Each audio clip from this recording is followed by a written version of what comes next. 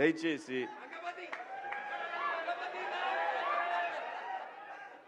ఇంకో విషయం చెబుతున్నా, అమ్మాయిలు హీరోయిన్లు ఈ బట్టలు పెడితే వేసుకొని పోతే మనమే దరిద్రం అనిపించాల్సి వస్తమ్మా. ఏమనుకోవద్దు, హీరోయిన్లు అందరూ మీరు అనుకున్నా నాకు పోయేది లేదు, లాగి పీకుతాం మనం, అది వేరే విషయం. కానీ మీ అందం చీరలోనో, మీ అందం నిండుగా కప్పుకునే బట్టల్లోనే ఉంటుంది తప్పితే సామాను కనపడే దాంట్లో ఏముండదమ్మా.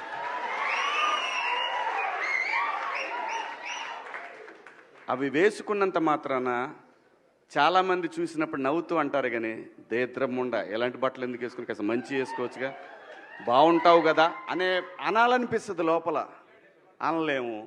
అంటే మళ్ళీ స్త్రీ స్వాతంత్రం లేదా, స్వేచ్ఛ లేదు. స్త్రీ అంటే ప్రకృతి, ఎంత అందంగా ఉంటే అంత గౌరవం పెరిగిద్ది. ఈ ప్రకృతి అద్భుతంగా ఉంటుంది. అలాగే స్త్రీ మా అమ్మ చక్కగా ఎప్పటికీ గుండెల్లో కనపడతా ఉంటుంది, ఒక సావిత్రమ్మ కానీ, ఒక సౌందర్య కానీ.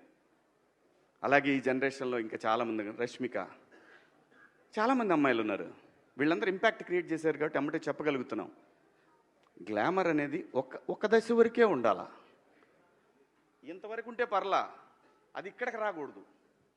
నేనేవాళ్ళే కానీ చెప్పడానికి మళ్ళీ అందరు రేపు పొద్దున పెద్ద పెద్ద వాళ్ళంతా బయలుదేరతారు, మాకు స్వేచ్ఛ లేదు. స్వేచ్ఛ అనేది అదృష్టం. ఆ స్వేచ్ఛని కోల్పోవద్దు.